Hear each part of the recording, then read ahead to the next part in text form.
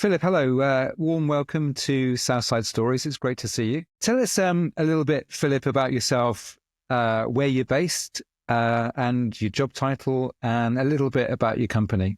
We're going to get into a lot more detail, by the way, about what you do in the company, but just sort of the elevator pitch, if you like, on Philip would be great to get us going. Sure. So Philip Atkinson, I'm Managing Director of Orbit Architects.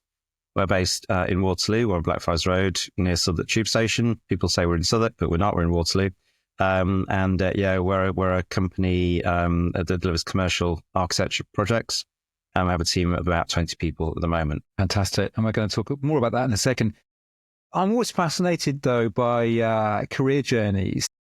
Can you give us a little potted history of your professional career and how you got to be CEO of Orbit? I studied at Nottingham University. I was very keen to work in London. When I had an opportunity to do that, started the year in London in the late 80s when it was boom time, and it was fantastic. And then came back down to London in the early 90s, worked for a very large commercial practice based not far from where we are today, and had great experience working on some major global clients like Microsoft and get involved in the start of the student accommodation, PBSA market.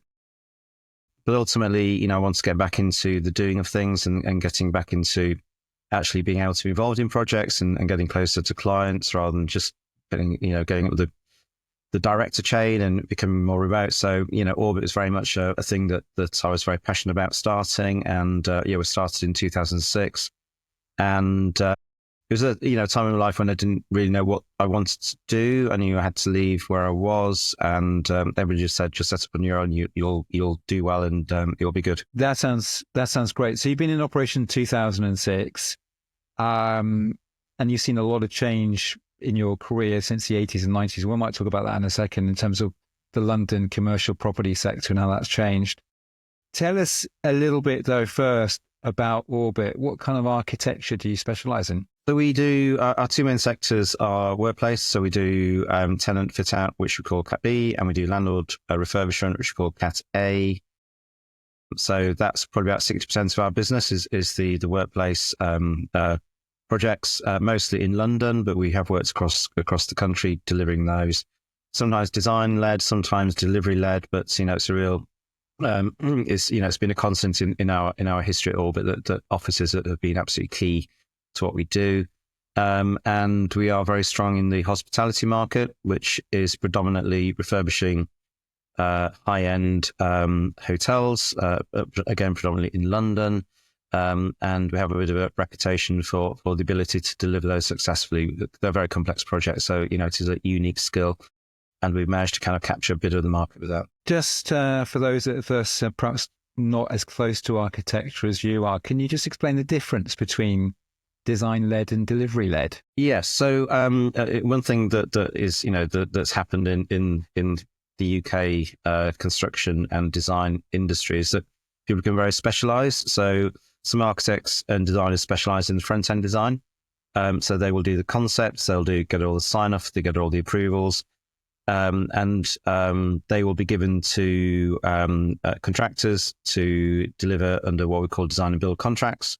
And so we can either do the delivery side for contractors, so we're delivering somebody else's concepts, so we're doing the technical delivery, or we'll do the front-end design work, and sometimes we'll do the whole thing all the way from the beginning all the way through to the end. Got it.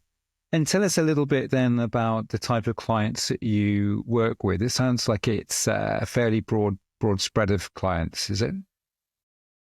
Yeah, it's they're all commercial. We don't do any private client work. We get lots of inquiries to do house extensions, but it's just we're just not economic to do that, and it's just not what we do. So our clients are generally either developers, people who have a site and want to change of use, whatever. So they're developer clients, or they're asset managers. They own a large building and they want to repurpose, reuse that building, or they are operators, predominantly in the hospitality market. So they may lease a building, but they operate it as a hotel, and they want to optimize the assets in terms of the revenue they want to generate from it. Tell us, let's stick with the hotel side for a minute then. So Give us a flavour. Give us a flavour of a couple of projects. Maybe a project. I don't know if you how much is commercially sensitive, but perhaps a project that you think best typifies what you can do at Orbit on the hotel side. So I can, there's some very well known examples. So Grosvenor House Hotel on Park Lane. It's also got the Great Room. It's obviously well known for functions and award shows, and some TV award shows are held there as well. We have been involved in that property for over 10 years. We've refurbished all of the ground floor, which is the reception, the ballroom. We've refurbished all of the guest rooms as well. It's a very large property, over 500 guest rooms. We refurbished the Great Room, which only has 6 weeks to do that, because obviously you want that back in action. So the Grosvenor House was one of our key examples of the kind of work that we can do. But recently we just delivered the Bow Tree, which is a luxury lifestyle hotel just on Marlborough Lane, just behind Bond Street, which again is a very high-end hotel, a bit of a kind of a unique property, and is causing a bit of a splash in terms of the way that they kind of like bring design and everything into the kind of the customer experience. Yeah, that one I think I've walked past a few times on the way up to Marylebone High Street. Yeah, is that one still under? Is that nearing completion? That one, or is that still? No, it's still going? Completed. Yeah. So Okay. you go past what was the old Debenhams, and then Bow Tree kind of sits on the end of Marylebone Lane. No, it's been open for years. The guest room's opened before the front of house restaurant area's opened. But yeah, it's a nice experience. The guest rooms are and the suites are fantastic. They are unique in terms of the London market, in the way the rooms present. The front of house areas, the way the guest experience from arrival through to the way you're greeted, through the way you're taking up to your room, it's a very unique property. So we're talking very substantial projects here by the sounds of it. We're talking about multi-million pound projects over quite long time scales. Yes, yeah, for these properties, but on the commercial side, a tenant fit out in an office building that could be done and dusted within 8 weeks. So it's and it's kind of nice being in a company that has a real range of projects. You get the churn with the kind of the tenant fit out projects, but you get the long term projects with some of the hospitality projects that we're doing as well. We don't want to be seen as being just focused on big projects, because we do enjoy the smaller ones. We'd like a toilet refurb, or a very simple a staircase reconfiguration if it's but yeah, I think it's just the diversity which makes working in architecture kind of interesting for us. How do you win clients? How do people find out about you? I mean, you've obviously got a great reputation and referrals, but is that the main way that you secure new business? 85% of the work we do is with repeat clients. Just one of the things I always say, that it's much easier to retain a client than it is to win a new client. And there's lots of things you learn about the cost of what it takes to entice a new client to work with you. So yeah, I always say the first rule of marketing is to do a great job. And you will get repeat work, and I think what we do is testament to that. So we do lots of repeat work, but we're very active in marketing, we're active in social media. We retain a company that manages our social media. We're very focused on the messages that go out in terms of the culture of the business, but also the projects that we do, as well as very active in business development. Actually trying to get to meet the people we need to speak to, meet the people they work with, kind of building a 360 map around the clients ultimately, that we want to kind of approach and work with. And it's, there are lots of clients out there, but, we're very focused. We know there's some big clients and they do big projects. That's not us. We're very focused on the work that we do, the refurbishment and the extension of buildings. So yeah, we're very focused on marketing. Is that, would you say that's typical of architecture practices to be great at doing that? One obvious benefit, I guess, for you is that it avoids the feast to famine piece if you've got a constant level of business development and marketing happening. But is that typical in an architectural practice? No, I think architects always, they're all, we find it with our team that don't like going out there and seeing our praises. They're very, kind of think if we do a good job, people will come to us, which they do. But, you have to keep always looking out beyond the horizon. Sectors change, markets change. You always have to be looking, what are the, hospitality came to us and that's a good market at the moment. But life sciences, that's a big market for people. And, you've got to be in that market early doors to get that reputation. So, I think we track our competitors and in terms of social media output and marketing activity, and some are active, but many don't really get engaged with that at all. Let's switch to the commercial side then, because I guess commercial property is would it be fair to say it's quite a dynamic part of the overall property landscape in London. And of course, we've seen such huge changes in the last couple of years in terms of working practices, working from home, etc. What kind of impact? And you talked earlier about you think you came down to London in the 90s, so you've got quite a nice kind of viewpoint there. How's the commercial? Let's just start with the industry and the landscape. How has that changed? What are the big trends, especially recently, you're seeing in the commercial side? Well, I don't know it's a trend, but the headline is, office is not dead. People want offices and people want a base. We're seeing that tenants want good buildings, and by good, I do, define, by that places that are flexible, but also have great ESG credentials as well. That's really important, I think, to some of the, the larger tenants out there. People want quality, so people like the new buildings. They don't like the old buildings, which are more problematic to fit out and, don't have the right, the right sustainability credentials, etc. But yeah, it is dynamic. It's been a great market for us the last 5-6 years. The amount of space that we fitted out is grown each year, and we're not unique in seeing that. And I think there is a feeling that actually people like being with people, and people learn from being with people. And that to me is what an office is really all about. It's bringing people together to work together and learn from each other and communicate and, have those discussion points as well. So yeah, that the office market is still there. It has shifted. Lockdown made a shift from everybody being in office to more hybrid working, and that now is shown to be successful as well. But we're seeing it, anybody who comes into London will see, week on week, the tube gets busier in the morning, even on a Monday, even on a Friday. The people are slowly drifting back, but Tuesday, Wednesday, Thursdays are busy in town. It's almost like it used to be. So yeah, the office is definitely there. I think one thing we have seen is that London is a big focus. It's a big hub. We don't see so much work in the regions as we used to do. So, the Thames Valley, going out to Reading, Swindon, Bristol, there's not so much out there. It's the level of activity is much less. But I think, London has very much proven that people want to come into London. But I think that will spread. I think, costs will drive that, that push out again, as we saw in the late 80s, 90s, the Thames Valley will again boom once more. But at the moment, London is still very, very active. Yeah, I don't know. When you referred to Microsoft, were you referring to the Microsoft building out that way in the Thames Valley, or was that a different project? Yeah.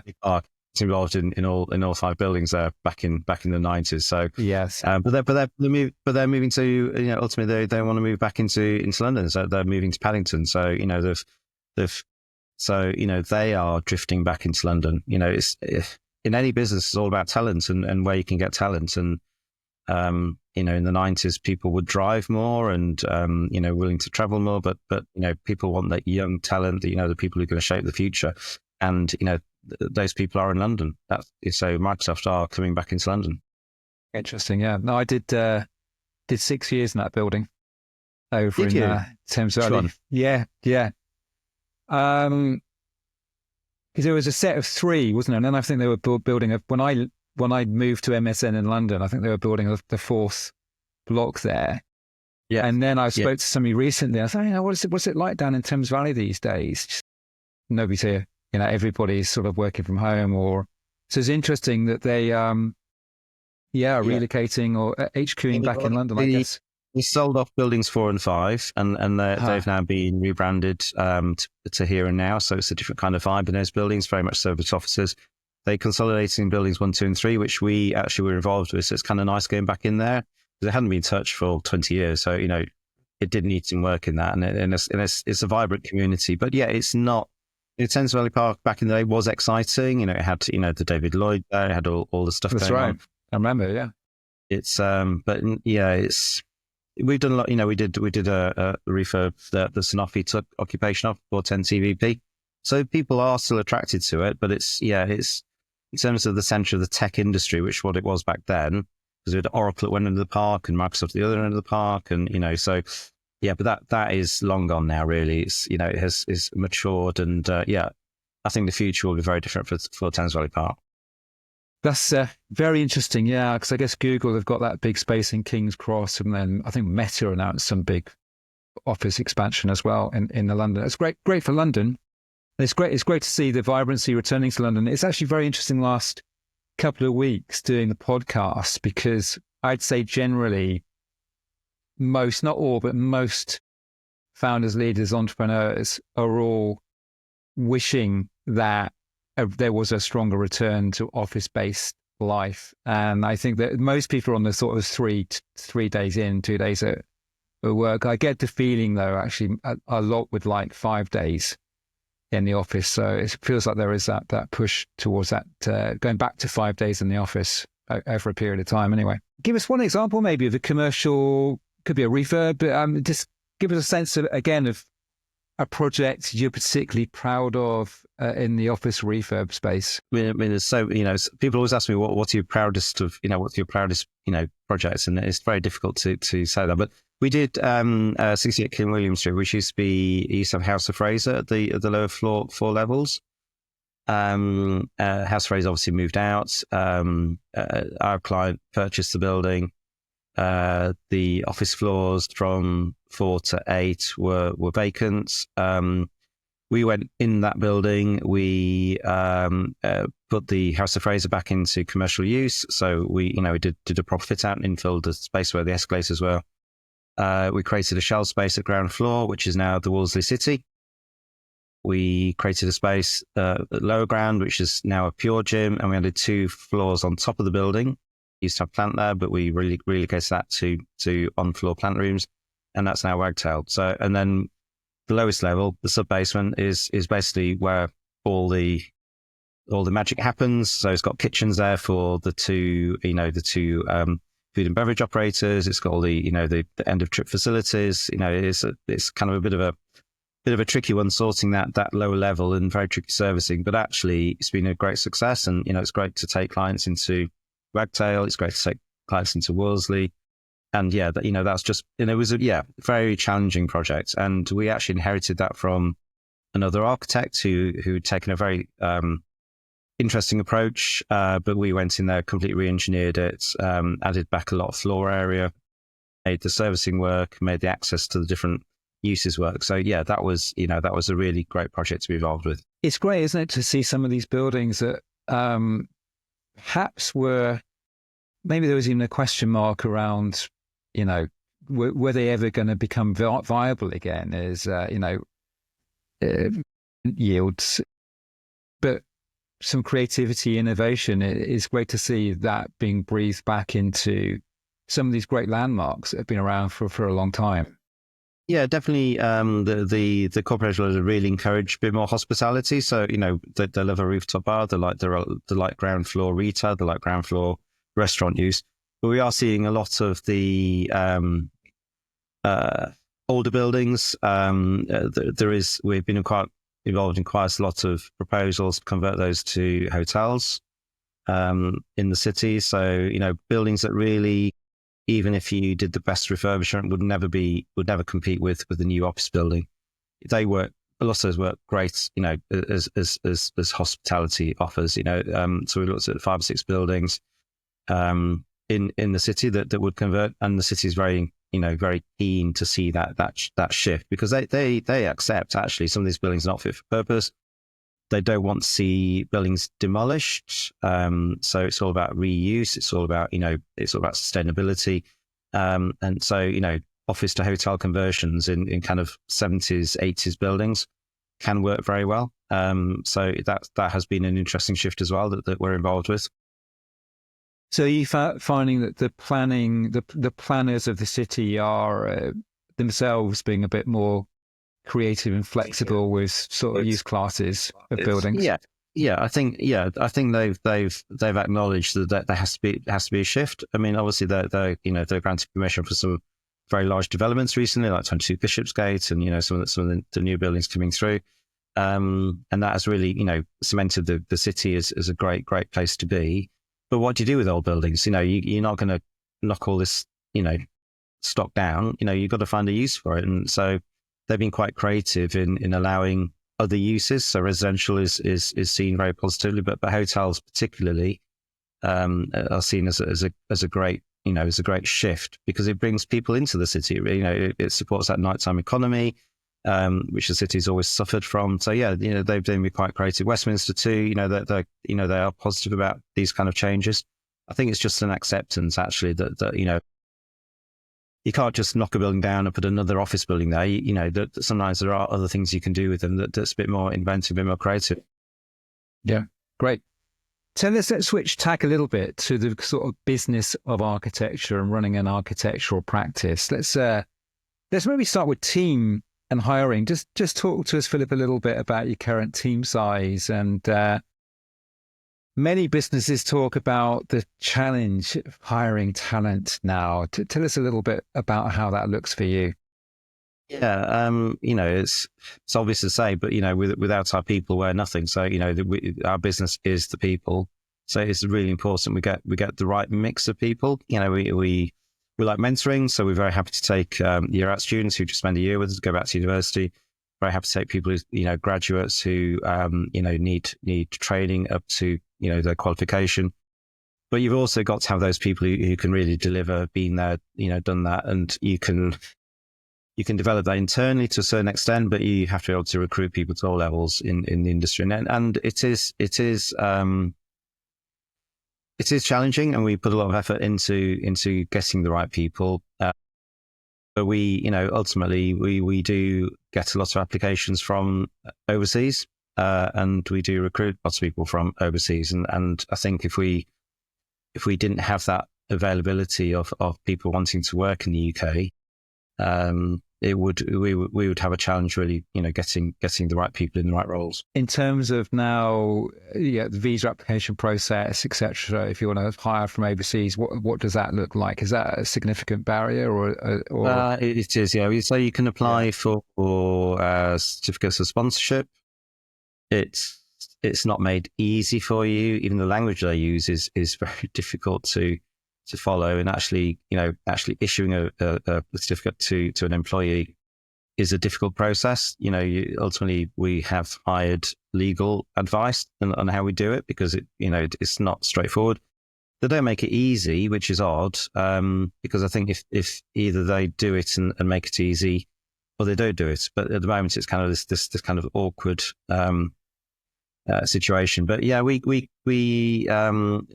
I think it's been good that they've retained the 2-year visa for people who study in the UK. So we get some great graduates who join us. The Hong Kong visa scheme has been very, very good for us. So we've employed some great people from Hong Kong. It's just the EU. Obviously, that we just don't get the application from the EU anymore because it's just so difficult. But we do get some great people applying to us from overseas, and we haven't used all our certificates up yet, but we will do shortly, and we'll have to go through the pain of applying for some more, and no guarantee that we'd actually get them.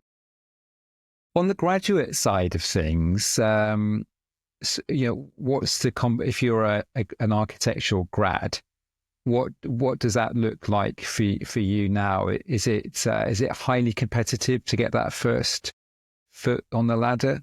Yes, it's so there are two levels. So we have people who apply to us and they've done 3 years, so they'll have a degree. and they'll do a year or so in practice and then go back and do another 2 or 3 years, masters, whatever you want to call it, and then they'll come back out to us.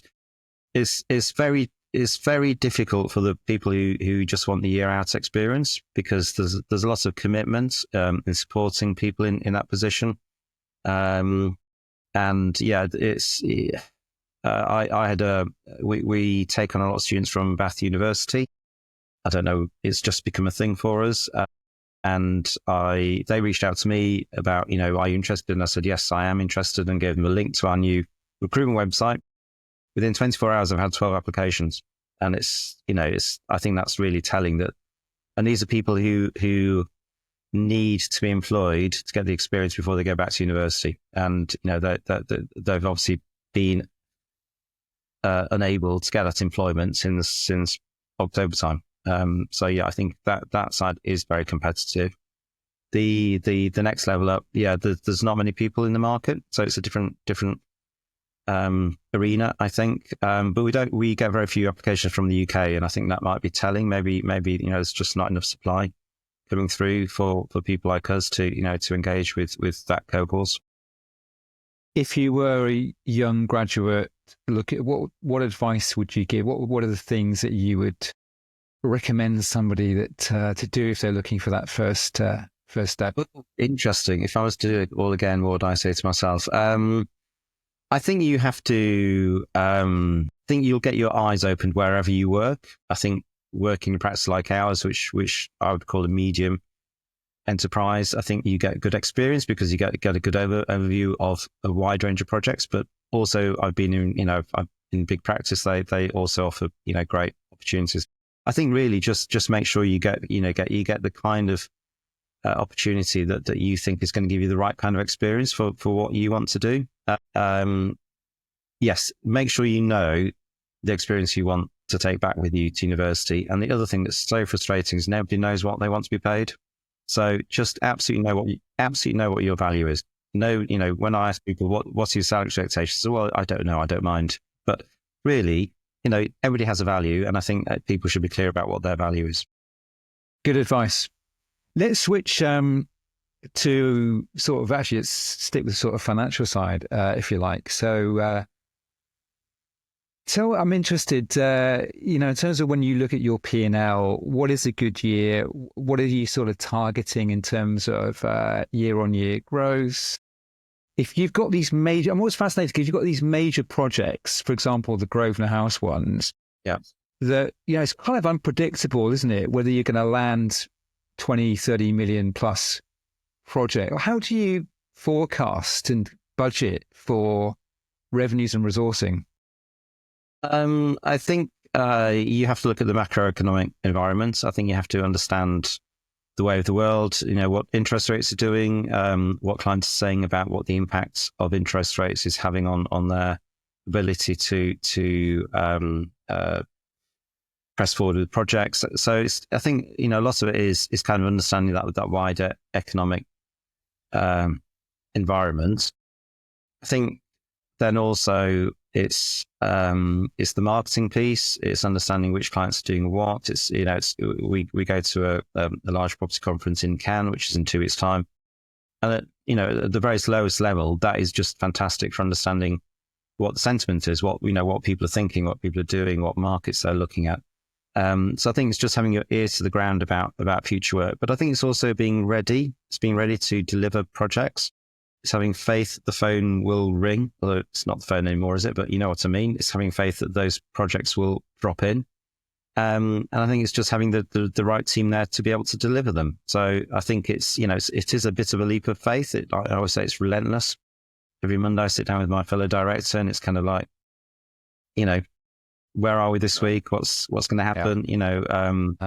Yeah. I think, it is a leap of faith, but it's a leap of faith based on almost 20 years of trading history and understanding what our expectations are. But we're looking to build a team. We're looking, we're projecting, or our target is 20% growth each year. So that is currently where we're at. So we have consultants helping us with that. It's just having the right people around you to advise and support you. Where do you think we are right now in sort of the cycle, if you like, in terms of the sort of macro view? Because that has a big impact, doesn't it? I'm thinking now interest rates, inflation, change of government, potential tariffs, and how that might affect, I don't know, raw materials.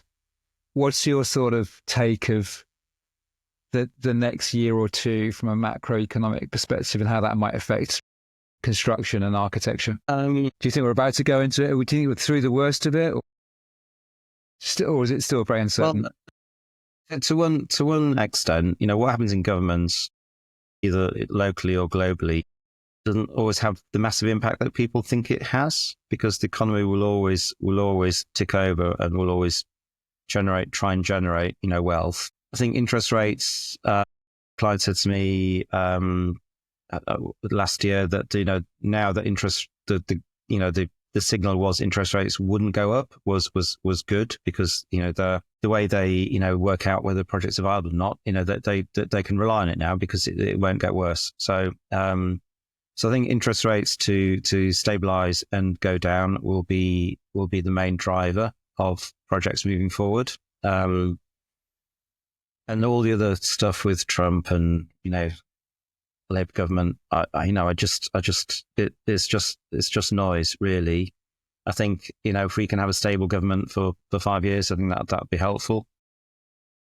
Not so much chop and change, but, we don't do public sector work. So the fact that we want to, invest so much in public housing, that doesn't impact on us so much. So I think, it's interest rates for us, I think is the key thing. Okay. Yes. And I think there's an indication by several people that interest rates would probably fall this year 2 or 3 times, although the last inflation number might delay that somewhat, but let's see. Yeah.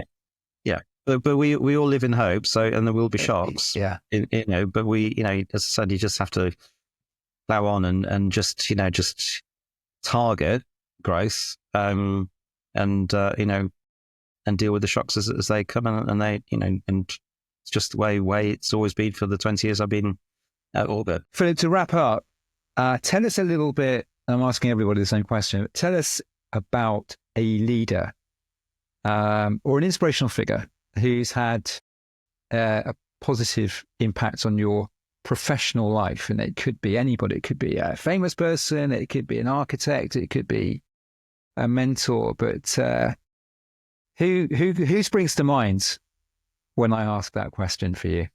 I was very lucky when I came back to London in the early 90s and the practice I worked for, and there was a gentleman there called Fabian, and he was getting close to retirement. He'd seen it all, but he was so proud of being an architect, and so absolutely the architect, without the architect there is nothing. And his whole attitude in meetings was, you need us, and this is what we're going to do for you. And he was, he loved an argument, bless him, because he was of that age, and he was always right.